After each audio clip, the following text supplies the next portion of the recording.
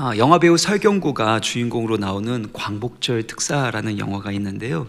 이 교도소에 수감된 두 명의 죄수가 탈옥을 하기 위해서 몇 년간 준비를 합니다. 숟가락을 가지고 몇 년 동안 땅굴을 파게 되고 그렇게 온갖 고생을 한 다음에 결국엔 탈옥에 성공하게 되었습니다. 그런데 그날 하필 광복절 특사가 발표되는 날이었습니다. 광복절 그 특사 대상을 살펴보니까 그 명단에 두 사람의 이름이 있는 것을 발견하게 됩니다. 그래서 어쩔 수 없이 황급하게 다시금 이 감옥으로 들어가게 되었다라는 그 내용의 코미디 영화입니다. 여러분 보셨는지 모르겠는데요. 죄수들이 몇 년 동안 숟가락 그 하나 가지고 땅굴을 파고 또 탈옥을 준비했는데 과연 그들이 미래에 대해서 현명하게 지혜롭게 준비한 사람인가? 여러분 어떻게 생각하십니까? 그렇지 않죠.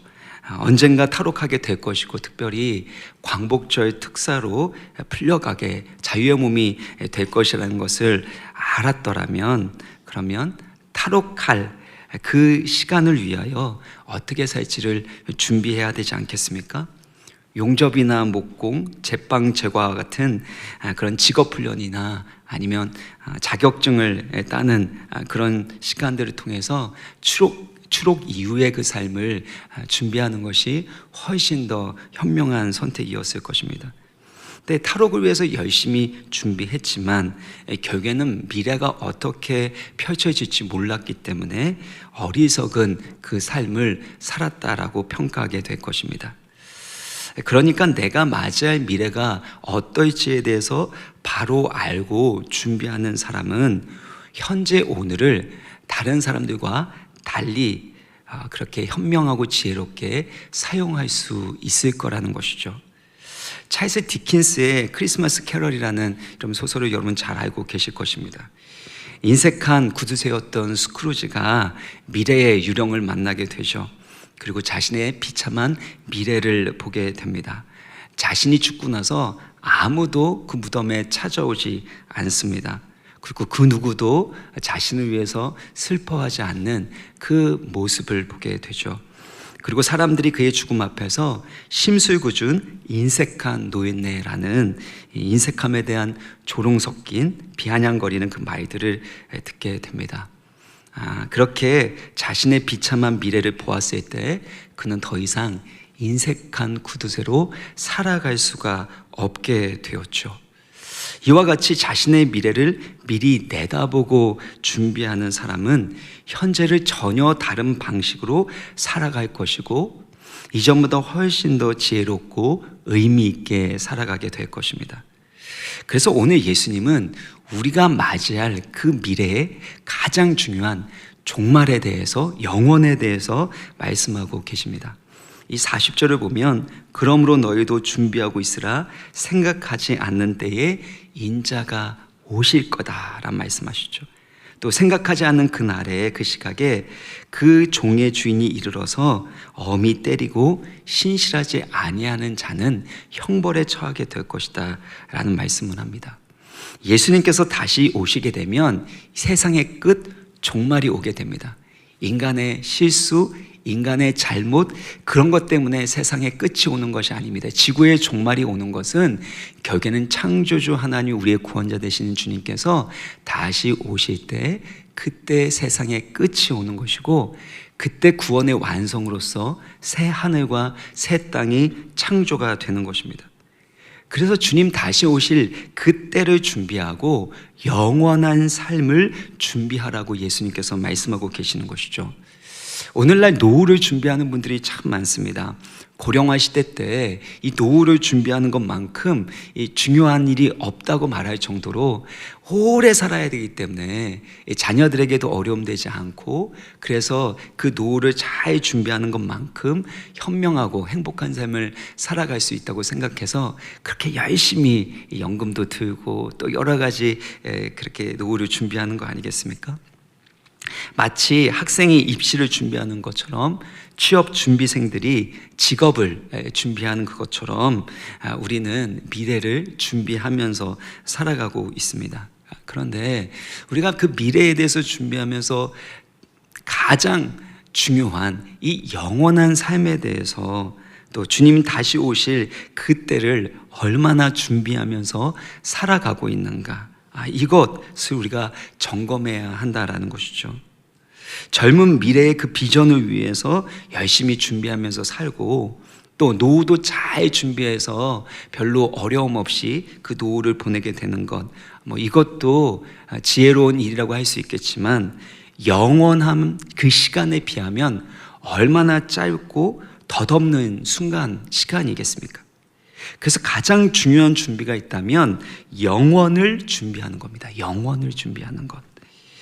오늘 본문에 앞서서 예수님께서 하신 말씀이 무엇이냐면, 무엇을 먹을까, 무엇을 입을까 염려하지 말라라고 하셨습니다. 근데 무엇을 먹을까, 무엇을 입을까 염려하는 것은 결국에는 현실의 어려움도 있지만 결국엔 미래와 관련된 염려와 불안 아닙니까? 내일 뭘 먹지? 내일은 그러면 어떻게 살지? 내일 안 좋은 일이 일어나면 어떡하나? 내가 원하는 그 일이 이루어지지 않으면 어떡하나? 모두 다 염려는 미래와 관련되어 있다는 것입니다. 그래서 예수님께서는 알 수 없는 미래를 염려하지 말아라. 너가 컨트롤할 수 없는 그 미래를 컨트롤하려고 통제하려고 애쓰는 것 가운데 불안해하는 삶을 살아가지 말아라. 먼저 하나님의 나라를 구해라. 하나님이 통치하시고 돌보시는데 그 하나님 아버지가 바로 너희의 하나님이고 너희를 다스릴 것이니까 그의 나라를 구하며 살아가라. 그리고 재물을 하늘에 쌓는 삶, 그 재물을 가지고 많은 사람을 돕는 그 일을 통해서 영원한 그 하나님 나라의 배낭, 보물 창고를 만들어 거기에 채우는 삶을 살아가라고 말씀을 하신 것입니다. 그러니까 그 모든 일들은 가장 중요한 미래에 영원을 준비하면서 살아가야 할 것에 대해서 말씀하고 있는 것입니다. 우리가 이 땅의 미래를 잘 대비하는 것도 필요합니다. 그러나 이 땅의 것들을 생각하면 할수록 알 수 없는 미래이고 내가 컨트롤할 수 없는 불확실한 미래이기 때문에 염려와 불안이 생기지 않을 수가 없는 것입니다. 그러나 우리가 미래를 생각할 때 영원한 하나님 나라의 미래를 생각하면, 다시 말하면 종말론적인 그 관점에서 우리의 미래를 바라보게 된다면 현재를 가장 지혜롭게 현명하게 살아갈 수 있음을 예수님께서 우리 가운데 가르쳐 주시는 것입니다. 그런 측면에서 다시금 주님께서 말씀하시는 재림의 때 우리가 어떻게 준비해야 되고 영원한 미래를 어떻게 우리가 준비해야 될지에 대해서 말씀을 살펴볼 텐데요. 먼저 35절의 말씀을 보면 같이 읽겠습니다. 시작.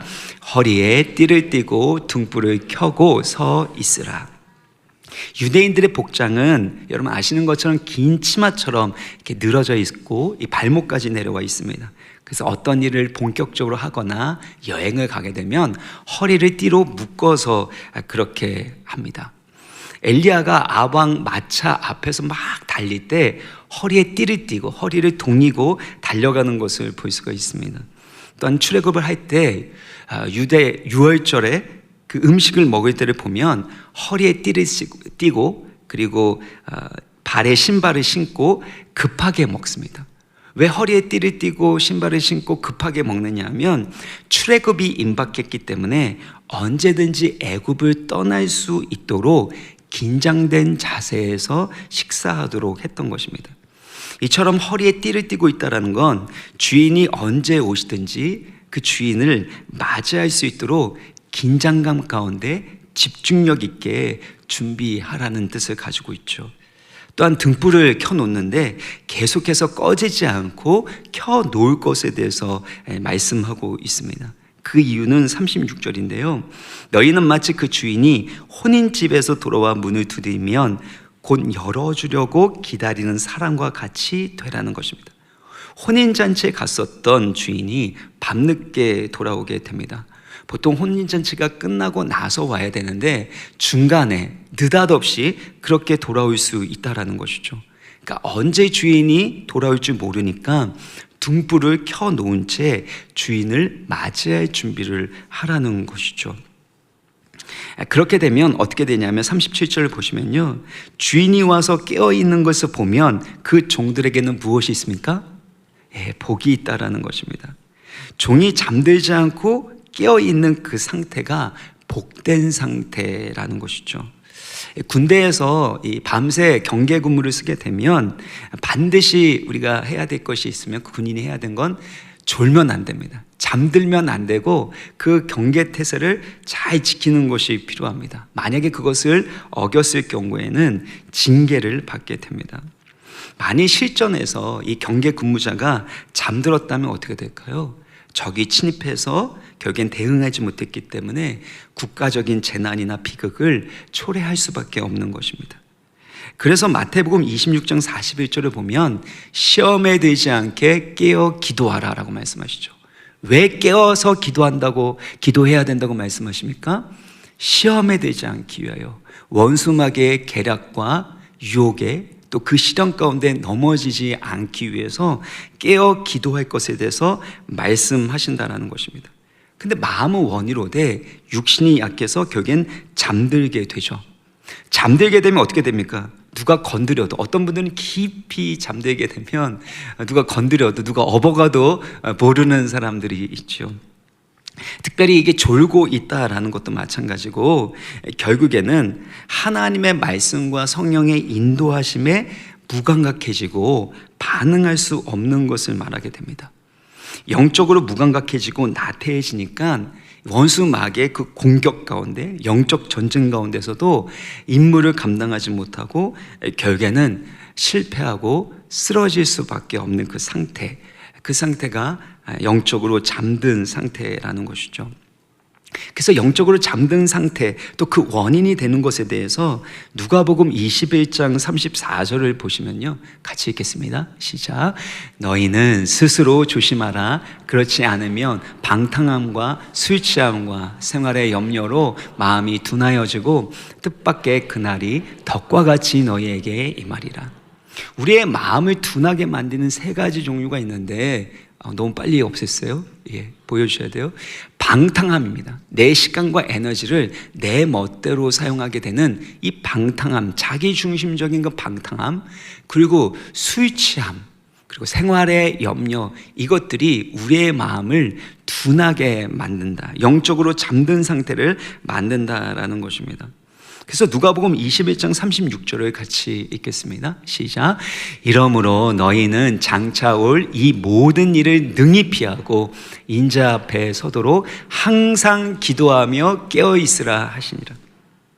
우리가 항상 기도하고 깨어 있어야 한다는 거예요. 잠시 잠깐 어느 순간에 정말 중요한 때는 깨어서 기도하는 게 아니라 늘 항상 기도하면서 깨어 있을 그때에만 그 거룩한 긴장감을 가지고 맡겨진 그 사명을 감당할 때에 비로소 우리가 시험에 들지 않고 영적인 승리를 경험할 수 있다는 것입니다. 그래서 시험에 들지 않게 마음에 둔해지는 일이 없도록 방탕함과 술 취함과 생활의 염려로부터 우리의 마음을 지키는 것이 너무나도 중요한 것입니다. 깨어서 준비하는 거예요. 근데 깨어 있어야 되는 또 다른 이유가 있다면 주님이 언제 오실지를 알지 못하기 때문입니다. 38절에 보면요, 주인이 혹 2경에나 혹 3경에 이르러서도 종들이 그같이 하고 있는 것을 보면 그 종들은 복이 있으리로다. 로마 시간으로 2경은 밤 9시부터 12시까지고 또 3경은 12시부터 3시까지입니다. 그러니까 밤, 늦은 밤, 심지어 새벽에 이를 때까지 주인이 언제 올지를 모른다라는 것입니다. 이것을 39절에 보면 너희도 아는 바니 집 주인이 만일 도둑이 어느 때에 이를 줄 알았더라면 그 집을 뚫지 못하게 하였으리라. 마치 도둑이 언제 오는지 압니까 모릅니까? 만약에 도둑이, 주인이 내가 이 도둑질 할 거 미리 알고 대비하고 있으면 그 시간에 가겠습니까 안 가겠습니까? 안 가죠. 뭐 잡히려고 가겠습니까? 그것처럼 주님이 다시 올 그때를 아는 사람은 아무도 없다는 겁니다. 도둑같이 오시겠다라고 주님께서 말씀하신 것입니다. 그래서 예수님의 재림을 준비하는 사람은 미래의 날짜에 대해서 예측하거나 추측해서는 안 되는 것입니다. 미래 예수님이 언제 오실지에 대해서 막 계산하고 추측하고 예측하고 그런 사람은요 100% 거짓 선생이고 거짓 선지자인 것입니다. 만약에 이게 그러니까 사이다가 아니죠. 사이비 이단의 특징인 건데, 만약에 여러분이 일주일 후에 오신다라고 하면 주님께서 이 마음 가운데 결정하셨는데 일주일 후에 오기로 결정했는데 누군가가 일주일 후에 온다 그러면 예수님 그때 안 오십니다. 아니, 이건 제 얘기가 아니라 도둑이 만약에 그 주인이 그것을 알고 있으면 그날 그 시간에 오겠느냐, 이 예수님께서 말씀하신 것이죠. 그러니까 예수님의 재림이 언제 이르게 될지, 예수님이 언제 오실지 아는 사람은 아무도 없다라는 것입니다. 만일 누군가 어느 날이라고 말하는 그 순간 그 사람은 하나님의 주권에 침해하는 일을 하고 있는 것입니다. 왜냐하면 그 날짜와 기한은 하나님의 주권과 영광에 달려있기 때문이라는 것입니다. 그래서 40절의 말씀을 같이 읽으면요, 시작. 그러므로 너희도 준비하고 있으라.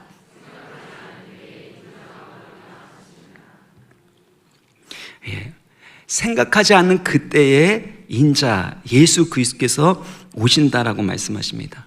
곧 오실 겁니다. 임박한 재림입니다. 그러나 그 날짜를 알지 못하게, 그 시각을 알지 못하게 하는 이유가 있다면, 우리가 영원한 미래는 준비하지만 하나님을 경외함으로 오늘 현재를 살아가게 하신다라는 것입니다.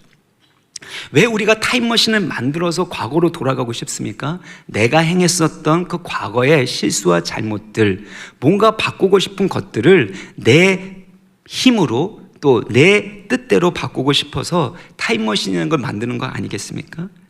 미래도 마찬가지입니다. 미래를 우리가 컨트롤할 수 없음에도 불구하고 그 미래를 컨트롤하려고 하는 교만과 어리석음이 우리 가운데 있기 때문에 그 날짜를 맞추려고 하는 교만과 어리석음을 버리라라는 것입니다. 언제 주님이 오실지는 모르지만 일관성 있게 그 영원한 미래를 준비하면서 오늘 현재를 살아가는 것, 이것이 하나님이 기뻐하시는 뜻이라는 것이죠. 여러분이 잘 아시는 말인데요, 내일 지구의 종말이 오더라도 나는 오늘 아니에요, 이거. 나는 오늘 한 그루의 사과나무를 심는다. 이 말을 이 마틴 루터가 했다라는 게 많이 알려져 있는데요. 실제로 마틴 루터가 내일 지구의 종말이 오더라도 나는 한 그루의 사과나무를 심겠다. 이 말한 그 근거, 자료는 없지만 루터가 했었던 이 많은 이야기들, 그 글귀를 봤을 때 그가 했었던 말에 너무나도 가깝기 때문에 그렇게 여기고 있는 거죠. 루터가 남긴 글귀 중에 이런 것이 있습니다. 보여주시면요, 설령 내일 세상이 무너진다고 해도 나는 오늘 나의 길을 간다. 세상에 어떤 일이 있다 할지라도 나는 오늘 나에게 주어진 그 길을 걸어가고 그 사명을 완수하겠다라는 것입니다. 그의 종말론적인 그 신앙처럼 우리도 주님이 언제 오실지는 모르지만 확실히 오실 것을 알기 때문에 깨어서 그 영원한 미래를 준비해야 한다는 것입니다. 영원한 미래를 준비하는 것보다, 영원을 준비하는 것보다 더 지혜롭고 복된 삶은 없기 때문이라는 것이죠. 이렇게 깨어서 등불을 켜고 주님을 맞이하게 된다면 어떤 일이 일어나겠습니까? 37절의 말씀을 같이 읽겠습니다. 시작. 주인이 와서 깨어있는 것을 보면 그 종들은 복이 있으리로다. 내가 진실로 너희에게 이르노니 주인이 띠를 띠고 그 종들을 자리에 앉히고 나와 수종들리라. 깨어있는 종들은 복되다. 그 이유가 있다면, 진실로 너희에게 이르노니 그 주인이 띠를 띠고 그 종들을 자리에 앉히고 그 종들을 섬길 것이라고 말씀하고 있는 것이죠. 요한복음에 보면 진실로라는 표현이 많이 나오지만 누가복음에 있어서의 이 진실로는 너무나도 독특한 표현입니다. 주인이 띠를 띠고 종들을 자리에 앉히고 이 섬기는 것, 이거는 당시에 상상할 수 없는 것이고 주인이 종들을 위해서 할 수 있는 최고의 보상이라는 것을 강조하고 있는 것이죠. 우리 주님께서 하늘의 영광과 보좌를 버리시고 가장 낮은 이 땅 가운데 섬기는 자로 내려오시지 않았습니까? 우리 주님께서 제자들의 발을 씻기셨고 십자가에 피 흘려 죽으심으로 우리의 그 모든 죄를 용서하시고 구원하셨습니다. 다시금 이 땅 가운데 오셨을 때는 지혜롭고 충성된 종들을 찾아오셔서 그들을 다시금 섬기시겠다고 말씀하십니다. 우리가 믿고 사랑하는 주 예수님은 이 세상 그 누구와도 비교할 수 없는 겸손하시고 선하시고 완전하신 사랑과 성품을 가지고 계신 우리의 왕이시라는 것입니다. 그래서 그의 나라는 사랑과 섬김으로 가득한 곳이에요. 누가 더 잘났다, 누가 더 높다 이런 게 아닙니다. 사랑과 겸손과 섬김으로 가득한 하나님 나라의 백성이기 때문에 우리가 겸손하게 섬기는 그 삶만큼 보배롭고 존귀한 삶이 없다라는 것이죠. 그래서 주의 나라에서 큰 자가 되려면 종이 되어서 섬기라 이런 걸 했을 때 내가 종이 되어서 섬기게 되면 그때 하나님께서 하나님 나라 가서는 정말 큰 사람으로 대접해 주시겠지 이렇게 생각할 수 있지만 그게 동기부여가 된다면 그래서 더 겸손해질 수 있고 섬길 수 있다면 그렇게라도 하시는 게 좋겠지만 사실은 그 반대입니다. 주의 나라에서 큰 자 되려면 종이 되어 섬기라는 건 그 크고 광대하신 만왕의 왕 되신 주님께서 우리를 섬기셨기 때문에 그 사랑과 은혜를 받은 자로서 그 큰 사랑에 힘입어서 우리도 섬기는 삶을 살아가는 큰 사람이 된다라는 것을 의미하고 있는 것입니다. 그러므로 우리 인생 가운데서 가장 복된 일이 있다면 그것은 받는 것보다 주는 것이고 그리고 섬김을 받는 것보다 섬기는 것임을 주 예수님께서 가르쳐 주시고 계시는 것이죠. 그래서 우리가 깨어서 그 만왕의 왕 되신 주님을 영접하면 우리 주님께서 종된 우리들을 자리에 앉히시고 겸손하게 기쁨으로 섬겨 주신다라는 것입니다. 예수님께서 이 비유의 말씀을 하셨을 때 베드로가 이제 궁금한 겁니다. 41절을 보시면요.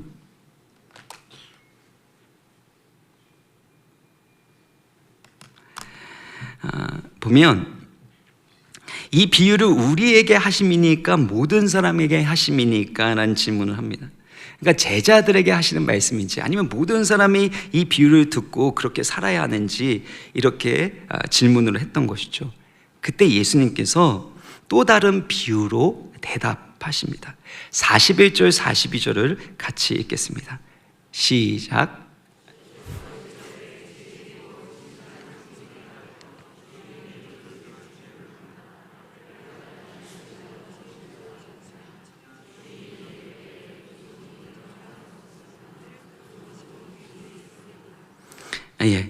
지혜 있고 진실한 청지기가 되어 주인에게 그 집 종들을 맡아서 때를 따라 양식을 나눠줄 자가 누구냐? 그 사람은 복이 있다라는 것입니다. 당시 청지기는 주인이 출타했을 때 주인 대신에 가정 살림살이 그 모든 것들을 관리하고 책임지는 역할을 했습니다. 그러니까 지혜롭고 성실한 청지기는 때에 맞게 주인의 종들에게 양식을 나눠주는 그런 일들을 했다라는 것이죠. 이것은 제자들에게 특별히 주신 임무인데요, 말씀으로 주님의 양떼를 먹이고 돌보는 일을 말하고 있습니다. 그러니까 청지기로서 주님의 그 종들을 잘 먹이고 돌보고 또 그들을 관리하는 그 역할을 성실하고 지혜롭게 할 자가 누구냐? 그 사람이 복이 있다라는 것입니다. 특별히 하나님께서 우리 가운데 청지기로 맡겨주신 것들이 있습니다. 내가 주인이 아니라 바로 하나님께서 주인 되시는데 그것들을 잘 관리하는 걸 통해 하나님의 이들을 감당하게 하도록 맡겨주신 것이 있는 것이죠. 그래서 우리가 교회 안에서나 우리가 하는 모든 일 가운데서 청지기로서 하나님이 기뻐하신 일이 무엇인가 이것들을 고민하는 것이 필요합니다. 노스포인트 교회의 담임 목사인 앤디 스탠리가 교회 리더들에게 자주 하는 질문이 이것이라고 합니다. 이후에 우리가 사임하고 새로운 리더십들이 세워진다면 무엇을 가장 먼저 바꿀 것입니까? 이 질문이에요. 지금 내가 맡고 있기 때문에 타성해졌고 안주하고 있는 부분은 없는가? 혹시 나와 이해관계에 있는 사람에게 유리하도록 뭔가를 만들어가고 내가 편하고 익숙하기 때문에 바꾸지 않는 사역들은 없는가? 이런 것들을 객관적으로 점검해서 필요한 변화를 만들어 가야 한다라는 것입니다. 우리 교회 가운데는 무엇이 필요하겠습니까? 하나님 나라와 영혼 구원을 위해서, 또 다음 세대의 부흥과 성장을 위해, 또 지역사회의 섬김과 세계 선교 사역을 위해서 우리 가운데 필요한 변화와 우리가 해야 될 실천은 무엇이냐라는 것입니다. 그러니까 하나님께서 우리 가운데 맡겨주신 그 모든 이들을 지혜롭게 성실하게 감당하는 것이 복이 된다라는 것입니다. 내 것인 양 주장하는 것이 아니라 하나님이 맡겨주신 것을 관리하는 청직입니다. 그러면 어떻게 됩니까? 44절의 말씀을 같이 읽겠습니다. 시작. 내가 참으로 너희에게 이르노니 주인이 그 모든 소유를 그에게 맡기리라. 주인이 자신의 그 모든 소유를 그 종에게 맡기는 파격적인 일을 하게 됩니다.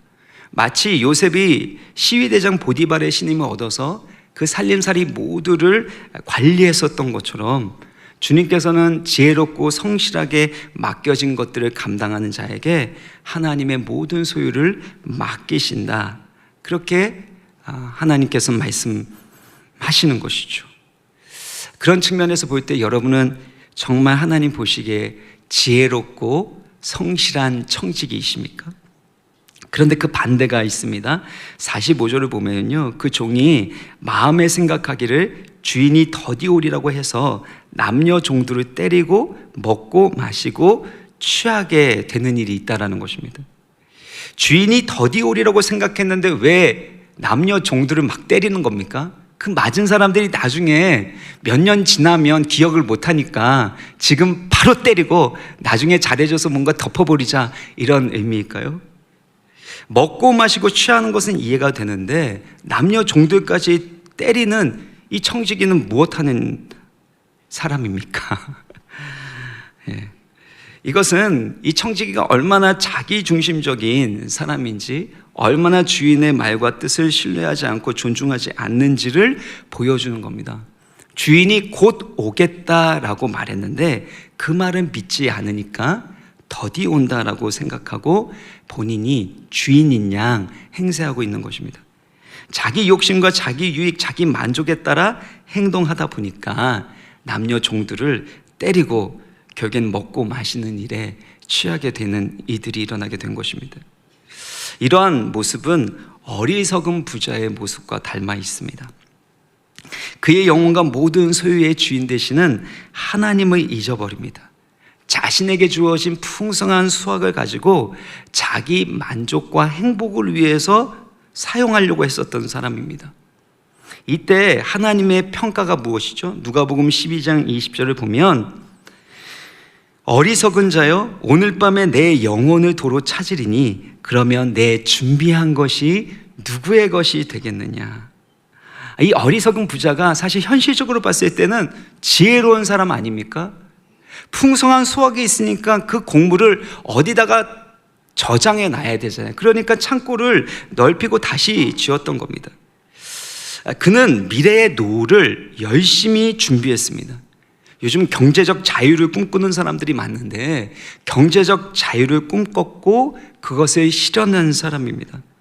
하지만 하나님은 그의 영혼을 되찾아 가시면 그가 준비한 것, 그의 노후를 위해서, 미래를 위해서 준비한 그 모든 것들이 누구의 것이 되겠느냐라는 것입니다. 이 세상에서 미래를 준비했기 때문에 어리석은 사람이 아닙니다. 노후를 준비하려고 했기 때문에 어리석은 사람이 아니라는 겁니다. 영원을 준비하지 않았기 때문에 어리석은 자라고 하나님이 평가하고 계시는 것입니다. 여러분은 영원한 그 하나님 나라 위에 정말 준비하고 계시는 분이십니까? 하나님께서 맡겨주신 그 모든 것들을 청지기로서 잘 관리하고 장사해서 이득을, 하나님 나라의 이득을 만들어가는 사람이십니까? 46절을 보면은요, 생각하지 않는 날, 알지 못하는 시각에 그 종의 주인이 이르러 엄히 때리고 신실하지 아니하는 자의 받는 벌에 처하게 된다고 말씀합니다. 하나님의 것을 마치 내 것인 양 생각하고 내 마음대로 내 뜻대로 사용하게 된다면 어떤 일이 일어나냐면요, 엄히 때립니다. 이 엄히 때린다라는 건 쪼개어내다라는 뜻입니다. 이 쪼개어낸다라는 것은 다음 주일날 설교할 때 나오겠지만, 언약을 맺을 때, 계약을 맺을 때 만약에 지키지 않으면 동물을 쪼개요. 반으로 쪼개요. 그것처럼 너가 쪼개짐을 당하게 될 것이다 라는 의미를 담고 있습니다. 그러니까 언약을 지키지 않았을 때 쪼개진 것 같은 무서운 대가와 심판을 받게 될 것을 뜻하고 있는 것이죠. 주인이 생각하지 않는 그날, 알지 못하는 시간에 이르르기 때문에 그것을 준비하지 않고 내 마음대로 살았던 사람들은 쪼개지는 것 같은 무서운 심판과 형벌을 받게 된다는 것이죠. 근데 이때 기준이 있습니다. 똑같이, 그리고 똑같은 형벌을 받는 게 아니라 47절, 48절 우리 같이 읽겠습니다. 시작. 주인의 뜻을 알고도 준비하지 아니하고 그 뜻대로 행하지 아니한 종은 많이 맞을 것이요, 알지 못하고 맞을 일을 행한 종은 적게 맞으리라. 주인의 뜻을 알고도 준비하지 않고 그 뜻대로 행하지 아니한 종은 어떻게 해요? 많이 맞는 겁니다. 근데 알지 못하고 행한 종은 적게 맞는다라는 것입니다. 그러니까 결국엔 많이 아는 것이 중요한 것이 아니라 아는 만큼 행하지 않는다면 그것이 복이 되는 것이 아니라 화가 될 수 있다는 것이죠. 예를 들면 모세가 가나안 땅에 들어가지 못한 이유가 무엇입니까? 반석에서 이 샘물이 나오도록 하나님께서 모세에게 명령해서 반석에서 물이 내라 그렇게 말씀하셨는데, 이스라엘 백성들을 보니까 분통이 터지는 겁니다. 이 분노가 치밀어 오르게 되니까 가지고 있던 지팡이로 반석을 2번이나 치면서 이 물을 내는 일을 했습니다. 그 결과로 가나안 땅에 들어가지 못하게 됐는데, 그 이유는 하나님을 신뢰하지 않았기 때문이고 이스라엘 앞에서 하나님의 거룩함을 나타내지 않았기 때문이라는 것입니다. 왜 모세에게 있어서는 그만큼 기준이 높을까요? 그 반석을 2번 쳤을 뿐인데, 왜냐하면 모세가 받은 하나님의 계시의 말씀이 너무나도 많고 컸기 때문입니다. 하나님의 임재 가운데 그 계시를 많이 경험했기 때문에 그 계시의 빛이 많은 만큼 그에 따른 더 큰 책임과 심판을 받게 되는 것입니다. 이처럼 많이 아는 것 그 자체가 중요한 것이 아닙니다. 많이 아는 만큼 그의 말씀대로 실천하고 순종해서 하나님을 영화롭게 하지 않는다면 그 사람은 더 많이 맞게 될 것이라는 거죠. 그래서 마지막 48절의 말씀을 읽겠습니다. 시작. 무릇 많이 받은 자에게는 많이 요구할 것이요, 많이 맡은 자에게는 많이 달라 할 것이니.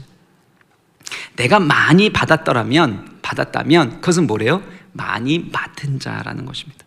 여러분, 누군가가 많은 것들을 받은 것처럼 보일 때 너무 부럽지 않습니까? 기도응답도 많이 받고 하나님이 주신 달란트도 많은 것 같고 또 재물적으로나 사회적으로 많은 것들을 받은 것 같지만, 그 많이 받은 것은 많이 맡은 것입니다. 많이 맡겨진 사람에게는 어떻게 해요? 더 많은 것을 요구하실 거라는 것이죠. 그런 측면에서 우리 교회는 정말 많은 것을 받았죠. 많은 것을 받았다면 받은 만큼 주님께서는 요구하실 것입니다. 만약에 우리가 받은 만큼 충성되이 지혜롭게 섬기지 않는다면, 나누지 못한다면 더 큰 심판이 기다리고 있기 때문이라는 것입니다. 그런 측면에서 전에도 말씀드렸지만 장 목사는 어떤가요? 더 큰 심판이 기다리고 있는 것이죠. 웃지만 마세요. 네. 진짜 심각했는데 그때 가서 주님 앞에서 부끄럽지 않도록 최선을 다해야 되겠다는 마음에 다시 한번 갖게 되는데요. 얼마나 받았는지가 중요한 것이 아니라 나에게 맡겨진 것을 내가 얼마나 충성되이 지혜롭게 잘 감당하는가가 중요하다라는 것입니다. 말씀을 마무리 짓겠습니다. 예수님께서 언제 오실지 아는 사람 아무도 없습니다. 그 누구도 모릅니다. 그래서 깨어 준비해야 합니다. 어느 교회에 큼지막한 그 나무 패널에 이런 글귀가 새겨져 있었다고 합니다. 어쩌면 오늘, 어쩌면 오늘, 어쩌면 오늘 주님께서 오실지도 몰라. 이것을 계속해서 성도님들이 마음에 새겼다는 거예요. 집에 들어갈 때도 여러분, 어쩌면 오늘 주님 오실지도 몰라. 그 생각하면서 집에 들어가시면 어떤 일이 일어날까요? 그러니까 교회에 있는 분들은 그 문구를 계속해서 마음에 새기다 보니까 갈등하고 말다툼했었던 부부가 서로를 긍휼히 여기고 용서하게 되었다는 거죠. 잘못된 길을 걸어가고 있었던 사람들이 어쩌면 오늘 주님께서 오실지도 몰라 라는 생각을 하고 다시금 주님께로 그 발걸음을 돌이키게 되었다고 합니다. 또 어쩌면 오늘 주님이 오실지도 모르기 때문에 나태했던 성도들이 정신을 차리고 본인에게 주어진 그 사명을 감당하게 되었다라는 것이죠. 사랑하는 성도 여러분, 우리가 이 세상의 미래를 잘 대비하고 준비해야 합니다. 그러나 이 세상의 미래를 생각하다 보면 두렵고 불안해질 수밖에 없습니다. 내일 무슨 일이 일어날지 모르기 때문에 내가 컨트롤할 수 없는, 통제할 수 없는 일들 속에서 그 미래를 앞두고 염려하고 불안해할 수밖에 없습니다. 그러나 영원한 하나님 나라의 미래를 알고 그 영원한 하나님 나라를 준비하게 된다면 우리의 삶은 달라지게 되는 것입니다. 종말론적인 관점으로 영원함이라는 관점에서 생각할 때 오늘 하루를 가장 지혜롭고 성실하고 현명하게 살아갈 수 있는 것입니다. 마치 크리스마스 캐럴 그 소설의 스크루지처럼 미래의 그 삶을 본 사람은 이전과 같은 삶을 살아갈 수 없기 때문이라는 것입니다. 사랑하는 성도 여러분, 여러분은 주님 다시 오실 때 그 영광스러운 주님의 그 심판대 앞에 서실 것들을 마음속으로 믿고 그림을 그리고 있습니까? 그 주님께서 여러분을 어떤 모습으로 맞이해 주실 거라고 생각하십니까? 여러분은 어떤 사람을 주님 앞에 인정받고 싶으십니까? 늘 깨어서 하나님 나라의 미래, 영원한 미래를 준비하시고 많은 사람들을 먹이고 살리고 돌보는 지혜로운 성실한 청지기가 되시기를 주 예수 그리스도의 이름으로 축원합니다. 우리 같이 찬양하겠습니다.